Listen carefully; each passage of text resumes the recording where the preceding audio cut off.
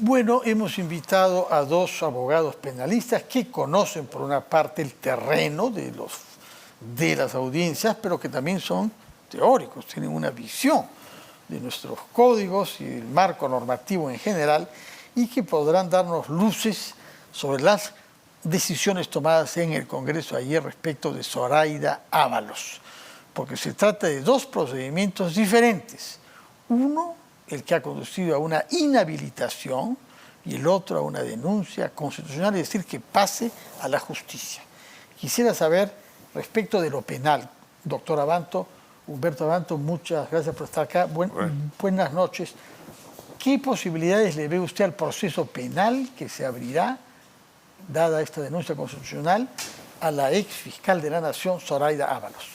Fíjese, yo que soy enemigo del procesamiento del presidente y tengo escrito, además hay artículos publicados sobre eso, tengo que decir que lamentablemente para la señora Ábalos la Corte Suprema le ha sellado la suerte, porque en la famosa tutela que hizo el doctor Espinosa, pidiendo el archivo de la investigación contra Pedro Castillo, la Corte Suprema, y en un fallo que tiene como ponente a César San Martín, declara que existe la obligación constitucional de persecución del delito que justifica la exigencia del procedimiento parlamentario, que pese a la existencia del procedimiento de acusación, resulta indispensable realizar diligencias preliminares para evitar la pérdida de fuentes de prueba. ¿Eso es de qué fecha? Esto es de noviembre del 2022. Noviembre, a fines del año pasado, unos días antes del golpe de Estado. Y dice del delito que debe ser perseguido, no, ya después del golpe de Estado. Días antes del golpe de Estado, perdón. Sí. 2 semanas antes. Y de este modo hacer efectiva la seguridad ciudadana y afianzar la justicia.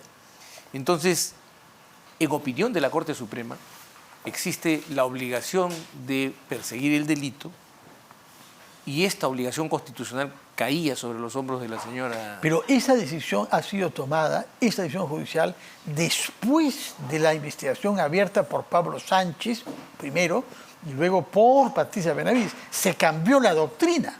Lo que la Corte dice en ese momento está reflejando las decisiones tomadas por los fiscales. El asunto es que cambió todo bruscamente. Hasta antes de Zoraida Ábalos, como dice, a nadie se le ha ocurrido nunca, sobre todo no a una de las que ha votado como Gladys Echaíz. Pero escúcheme, don Fernando, ella se pone en una trampa. Porque si ella hubiera seguido las actuaciones precedentes, que eran simplemente no puedo investigar al presidente, ahí queda el asunto, ¿no? No hubiera generado el problema que ella genera una paradoja. Abre las diligencias preliminares de investigación y acto seguido declara su suspensión. Sí. Ahí está el problema. Ya. Porque ella entonces que se le entiende penaliza que por haber innovado, por haber sido valiente y roto una tradición. Pero es que no rompe no es que se le penalice. ¿Qué tradición rompe cuando lo que hace es enredar las cosas? Porque abre las diligencias preliminares de investigación y las suspende inmediatamente. De acuerdo. Señor Carlos Rivera, usted es coordinador del área legal de IDL. Explíquenos su punto de vista sobre el tema sobre el cual se ha pronunciado el señor Abanto. Fernando, gracias por la invitación. Un gusto de debatir con Humberto nuevamente, ¿no? Mira, sí es cierto lo que dice Humberto, que hacia finales de noviembre, 2 semanas antes del golpe, se establece lo que ahora ya aparece mucho más claramente en la jurisprudencia interna, que a un alto funcionario no solamente se le debe abrir una investigación, sino continuar con los actos de investigación. Noviembre del año 2022. Sí. La decisión por la cual se le ha acusado a Zoraida Ábalos y desde mi punto de vista de la manera más arbitraria se ha inhabilitado el día de ayer, ocurre el 4 de enero del año 22, es decir, 11 meses antes. Antes de esta decisión judicial. Y creo que Zoraida Ábalos lo que hace es más o menos contemporizar lo que era el criterio de interpretación de todos los fiscales, pero da un paso adelante, desde mi punto de vista, ¿no es cierto? Ese paso adelante es, le voy a abrir investigación al presidente de la República, ¿no es cierto? Y en realidad le abre investigación por delitos graves de tráfico de influencias y de corrupción de funcionarios. El caso Petroperú y ascensos en la fuerza. Ascensos, por cierto. Sí. Es cierto, ella toma la decisión de inmediatamente suspender el curso de la investigación. En lo que se refiere a él. En lo que pero se no refiere a los hechos de las personas con eso. Sí, claro. Sí. Y es además, entiendo, la investigación que concluye, la investigación preliminar que concluye Patricia Benavides. Es decir, por lo tanto, se puede interpretar la decisión de Zoraida Ábalos como un paso adelante en relación a lo que había ocurrido en los 30 y tantos años de existencia del Ministerio Público, desde mi punto de vista sí, se puede interpretar como un paso adelante. Tan paso adelante que cuando ella deja de ser fiscal de la Nación, que creo que fue hacia marzo del año pasado, retorna Pablo Sánchez provisionalmente porque había un problema de composición de la Junta de Fiscales, y Pablo Sánchez dice, mira, voy a dejar sin efecto esta suspensión y voy a continuar los actos de investigación. De hecho, Pablo Sánchez no es que le abre otra investigación a Pedro Castillo, sino retoma la que había abierto Zoraida. Retoma la que está abierta.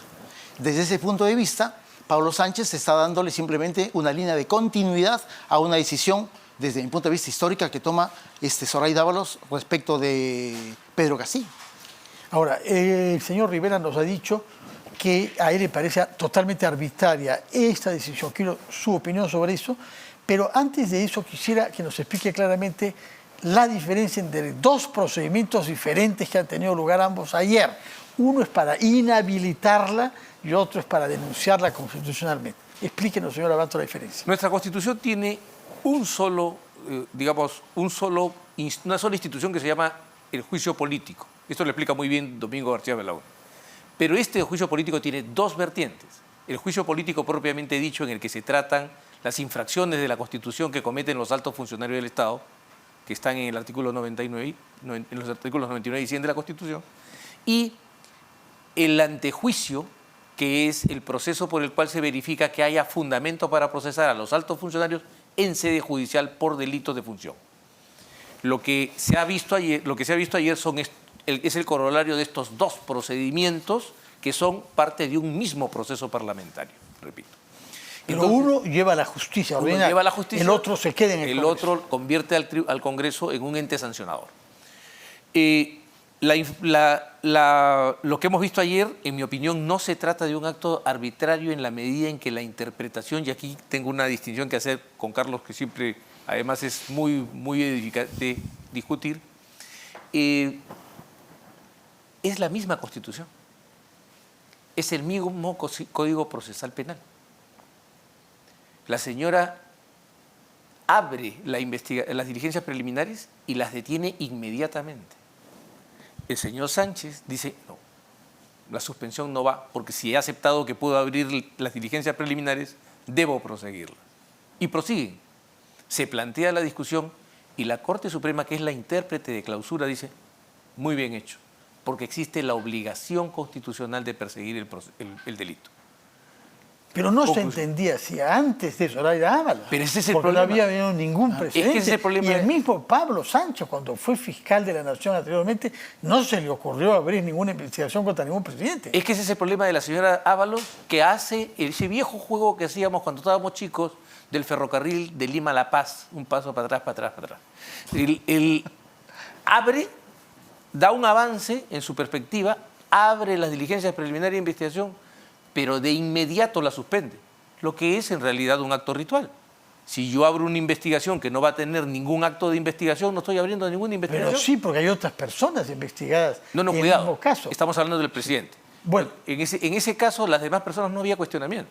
Claro. Pero es más, yo he sostenido que no necesitaban abrir la investigación al presidente, porque con el 128 procesaban a todos los ministros y no había ningún problema. Y no se perdía la prueba. ¿Qué hubiera pasado con el presidente? Con el presidente, si se reunía la prueba, para eso está la llave de la vacancia. El Congreso de la República tenía que resolverlo.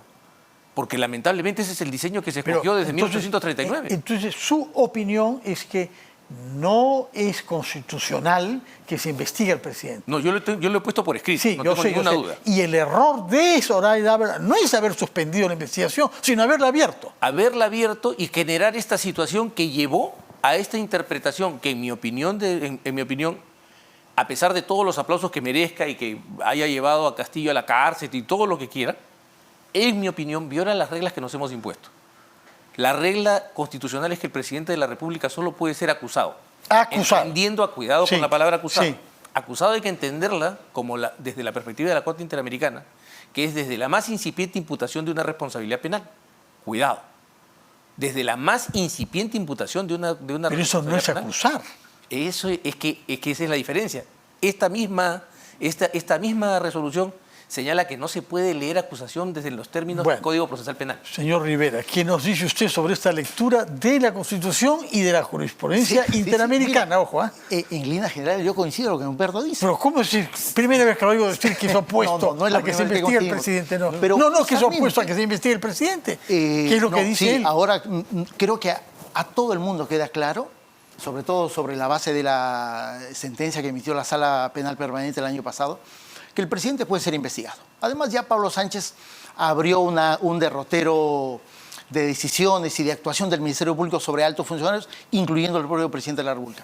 Pero creo que la discusión que se armó a partir de ese momento y la que venía desde antes es que ese criterio de si es que el presidente se le puede abrir o no investigación, y segundo, si es que al presidente se le puede desarrollar actos de investigación particulares sobre su persona, en realidad eso ha sido hasta enero del año pasado, ¿no es cierto? Y yo diría hasta marzo del año pasado, objeto de una discusión jurídica muy intensa.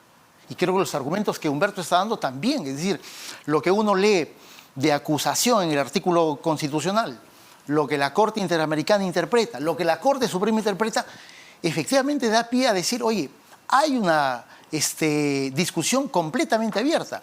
Y el 4 de enero, cuando Zoraida Ábalos le abre la investigación a Pedro Castillo, esa discusión está completamente desarrollada.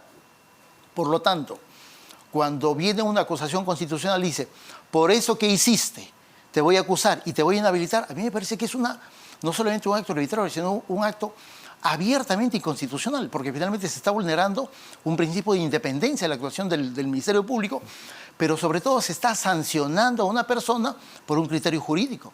Bajo ese argumento... ¿Esa crítica, señor Abanto? No, porque bajo ese punto de vista el prevaricato no podría ser condenado. Pero no es el criterio jurídico, el prevaricato es meterse dinero al bolsillo, no tomar una decisión en función de objetivos subalternos. No, por tanto, el prevaricato no requiere necesariamente dinero. Pero una motivación ajena a la justicia. Tampoco. ¿Qué cosa es el prevaricato? El prevaricato es que yo ponga un dato falso en una sentencia, cite una jurisprudencia inexistente o una ley derogada. Cuidado. Entonces, vamos por partes. En este caso, el problema es que la señora Ábalos, por ganar el aplauso popular, da este paso. Yo estoy absolutamente convencido de que eso fue así. ¿Ya? Y luego, cuando se da cuenta siente el temor del abismo, suspende la investigación. Pero inmediatamente lo hace. No es que se ha dado cuenta después. Claro. No se ha dado cuenta de nada. Por eso que eso es simplemente un acto propagandístico. Dese cuenta de que no tiene ningún efecto práctico. Ha tenido un enorme efecto práctico, puesto que Pablo Sánchez no hace sino entrar por la puerta que ella abrió. Eso no es, perdón un ratito, Carlos, pero es que Pablo Sánchez ha podido abrir esa investigación y no pasaba nada. Lo único que ha ocurrido es que él ha removido el sello que había puesto la señora. Entonces, el tema importante es el desarrollo de los actos de investigación. Si yo digo voy a investigar y no investigo, no estoy haciendo ninguna investigación. Estoy haciendo una promesa de investigación. Entonces, el punto aquí está allí. Y cuando la señora abre esta caja, abre la caja de Pandora para ella. No es inconstitucional porque el Congreso puede acusar constitucionalmente e inhabilitar a un alto funcionario, y en esa lista está la fiscal de la Nación. ¿Por el criterio jurídico que utiliza? Este no es criterio jurídico. ¿No? Porque en este caso está establecido por la Corte Suprema que era una obligación constitucional que ella desató. Señor Rivera. Sí, se debería interpretar que era una obligación constitucional a partir del que se emite la sentencia de la Corte Suprema, 11 meses después. En enero era parte de la interpretación de la fiscal, la encargada constitucionalmente de investigar al jefe de Estado. Y por eso digo, sí, creo que es un acto de represión política contra Zoraida Ábalos, por algo que dice que no hizo y que en realidad sí hizo. Y me parece, ahí sí discrepo de Humberto de que dice que era una promesa de investigación. Sí, fue un hecho política y jurídicamente relevante. El presidente de la República, desde el 4 de enero, estaba en condición de investigado. Esa situación me parece que es una situación particularmente grave, no solamente en el ámbito político, sino en el ámbito personal de la investigación. Teníamos un presidente de la República investigado por graves crímenes de corrupción de funcionarios. Lo que debía pasar a continuación pasa a ser objeto de una suspensión, pero en el marco de una interpretación como lo asume el despacho de Zoraida Ábalos. Hemos escuchado los dos puntos de vista, cada uno sacará sus propias conclusiones. De todas maneras buscamos claridad y buscamos tener una posición clara y separar, en eso están de acuerdo ambos, lo político, las antipatías manifiestas que se han expresado, ¿no? Hay quien le ha reprochado ser vizcarrista, prácticamente han querido condenarlo. Por eso se escuchaba en el Congreso ayer. Yo sé que no es oposición como jurista, señor Abanto. Y señor Rivera, gracias por su presencia acá. Lamentablemente el tiempo ha corrido rápidamente. Gracias por ilustrarnos. Habrá ocasión de vernos nuevamente. Gracias, Fernando. Gracias a ustedes por su sintonía.